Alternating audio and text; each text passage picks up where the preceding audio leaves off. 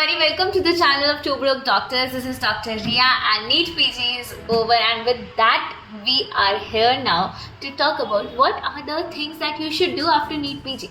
I know बहुत boring time है अभी, क्योंकि इतने टाइम से ना हम पढ़ाई कर रहे थे और हमारे पास कुछ ना हमेशा था कुछ करने के लिए, बट अभी कुछ भी नहीं है. एंड आई थिंक एक दो दिन के बाद तो तुमको ऐसा लगने लगा होगा कि यार what am I even doing with my life.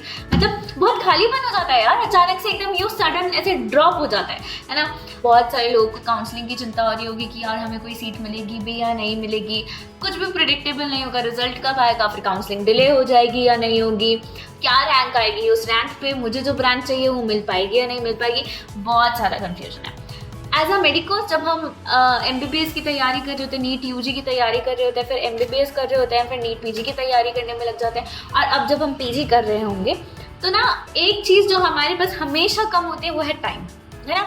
बहुत कम टाइम होता है, और टाइम खुद के लिए तो कम होता ही है और अपने फैमिली फ्रेंड्स को देने के लिए भी बहुत कम होता है. तो जो पहली चीज़ हमें करनी चाहिए इस नीट PG के बाद में या किसी भी साल के नीट PG के बाद में is to give time to your loved ones. It could be your family, it could be your relationship, it could be your friendship, क्योंकि सबसे ज़्यादा बैकफुट पे जो लोग जाते हैं वो हमारे लव्ड वंस ही जाते हैं. तो ये टाइम है टू रिकिंडल दैट, ये टाइम है कि उनके साथ टाइम स्पेंड करने का, ये टाइम है उनको खुश रखने का या खुद उनके द्वारा खुद खुश रहने का. ओके, तो पहली चीज़, please rejuvenate your relationship with everybody around you. That is the main thing. Try to listen to them, try to talk to them, everything. That is the most important. And trust me, with all my experience, you will cherish that. क्योंकि जब NEET PG के बाद में अब जब counselling होगी, you will go to certain college, and उसके बाद में ना टाइम क्रंच बहुत ज़्यादा होने वाला है. तुम्हारे पास टाइम शायद नहीं होगा जितना तुम्हें चाहिए होगा, और फिर ये सारे रिश्ते ना बैक सीट ले लेंगे. तो please spend time with your loved one. This is the first thing that you should do. अब जब घर वालों के साथ टाइम स्पेंड करना है तो दूसरी चीज़ है खुद के साथ टाइम स्पेंड करना. अब खुद के साथ टाइम स्पेंड ना बहुत सारे तरीकों के साथ हो सकता है. हम ना हमारी पूरी आइडेंटिटी ना इसके अराउंड ही बना लेते हैं कि क्या है medical college, how are we gonna do this, what are we gonna do. पूरी आइडेंटिटी ना मेडिकल कॉलेज के अराउंड बन जाती है ना. डॉक्टर हो आप, आपको ये करना चाहिए, आपको ये करना चाहिए, बट खुद का क्या है ना, तुमको क्या पसंद है करने को, वो सब चीज़ें भी तो इम्पोर्टेंट है ना. सो take care of yourself. And how can you take care of yourself? So you can go on trips. The trips are the best thing अपने आप को जानने के लिए. और अगर चाहो तो फैमिली के साथ ट्रिप पे जा सकते हो, दोस्तों के साथ ट्रिप पे जा सकते हो, खुद के साथ ट्रिप पे जा सकते हो, किसी के साथ भी ट्रिप पे जा सकते हो. Trips are very good way, और इस तरीके से तुम वर्ल्ड भी एक्सप्लोर करते हो, खुद को भी एक्सप्लोर करते हो. ओके, विद दैट अब सेल्फ में ना एक और चीज़ आती है कि हम ना हमारे जितने भी पैशन हैं, हॉबीज़ हैं, इसको हमेशा हम बैक सीट पर रखते हैं. हम में से बहुत सारे लोगों के कोई पैशन हॉबी होंगे भी नहीं, क्योंकि हमने कभी ज़िंदगी में कुछ और सोचा ही नहीं.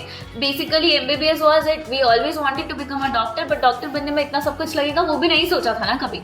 तो बस अगर अभी टाइम है, जब मैंने नीट PG दिया तो मैंने सोचा था कि यार I always wanted to learn guitar, and but उस टाइम पे ऐसा लगा अब तो इतनी बड़ी हो गई हो यार, अब मुझे गिटार क्लास में कौन ही लेगा और ये सब चीज़ें.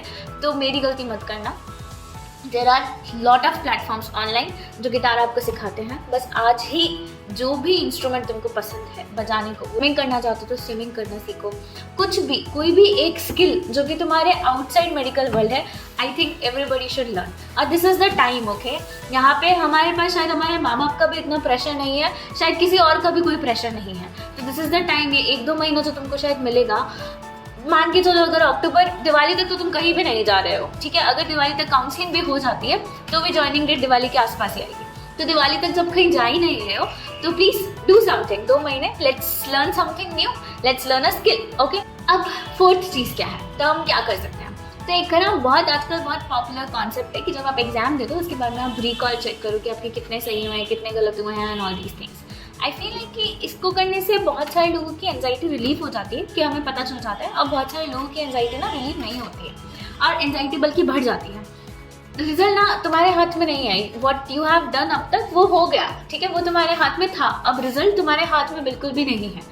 सो what I want to say is please try not to worry about it. Please don't see the recall, क्योंकि अब तुम वैसे भी कुछ नहीं कर सकते, तो अपनी एंजाइटी बढ़ाने से कुछ भी नहीं होगा. So please I would request you कि until unless you are not that person who gets relieved by that seeing that recall, please don't see recall. एक तो इंस्टाग्राम पे भरे पड़े हैं रिकॉल, हर दिन ना कुछ कोई ना कोई क्वेश्चन आता रहता है और आपको देखना पड़ता है और आपको पता चलता है कि ओ मैंने तो ये क्वेश्चन गलत कर दिया। ओ और पता है बहुत बार ना हमें याद भी नहीं रहता कि हमने कौन सा क्वेश्चन सही किया, कौन सा क्वेश्चन गलत किया। तो please you should not see the recall. That's what I want to say.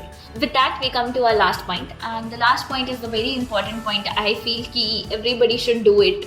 कि जो भी तुम ब्रांच ले रहे हो उसके बारे में पढ़ना। I know बहुत सारे लोगों को पता भी नहीं होगा कि उनको कौन सी ब्रांच लेनी है या क्या करना है या क्या नहीं करना है। तो मैं ये सजेस्ट करूँगी कि डेली हाफ एन आवर अगर तुम निकाल सको तो please learn about branches. And also I want to tell you one thing कि जब हमने इंटर्नशिप करी थी तब हमने ऑलमोस्ट हर ब्रांच में इंटर्नशिप करी थी। प्लीज़ उस टाइम पे जिस भी सब्जेक्ट में तुम्हें सबसे ज़्यादा इंटरेस्ट आया था, please try to explore that, है ना। ज़रूरी नहीं है एक ब्रांच पे स्टिक रहना। अगर तुमको लगता है कि तुम्हें रेडियो ही चाहिए, बट अगर बाई चांस कल को अगर तुम्हारी रैंक रेडियो वाली नहीं आती है या for whatsoever reason, so please keep your options open. That's what I want to say.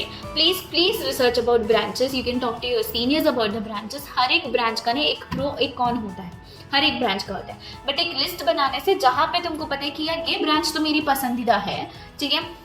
वही गेम खेलते हैं ना कॉफी विद करण में कि who will you kill, marry and friends with, okay.